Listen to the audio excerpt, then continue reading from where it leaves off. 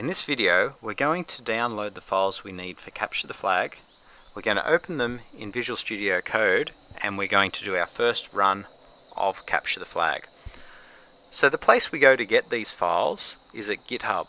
So if you put in this address here, github.com/tuxter/GF Capture the Flag, you'll get the GF Capture the Flag GitHub page, and there's a green button on the right hand side here that says clone or download. We're going to click on the down arrow on that, and we're going to select to download the zip. So that will download all the files that we need. What we want to do is we want to extract the contents of that zip file. So what we'll do is we'll go to the extract all option after right clicking. And for now I'm going to put it onto my desktop, but you should select a folder that makes sense, perhaps in your course folder. Okay, and I'll select extract.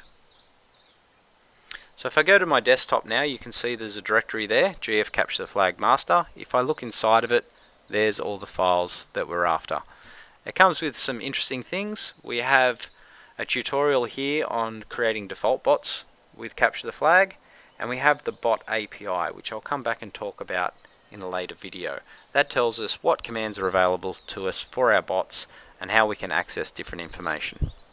So if I go back up to this main folder here, I can right click on it and I can say open with code. So that will open up this whole folder in Visual Studio Code. So we can see here now we have the folder open, and this file here, main controller, you don't ever edit this file, but we do use it to launch the program. So what I can do is we're going to, in a minute, give this a run by right clicking on it and saying run Python file in terminal. But before I do that, let's just have a quick look at the file structure here. We have some different folders, and they've got all the different code that's needed to run Capture the Flag. However, for us, we just need to open this folder here called objects. In there you'll see there's all the blue bots and all the red bots. So when we're coding for Capture the Flag, we just edit these files. So if I'm working on my blue team, I might be working on blue 2, then that's the file that I edit. So if I just click on one of these, you can see there's a bunch of code here on the right hand side. I'm not going to go into that at the moment. These are the default bots, so they come with some working bots already. Your job will be to delete this code and write your own bot once you understand how it all works. Okay, so to run this, I'm going to right click on main controller and I'm going to run file in the terminal and watch a game run.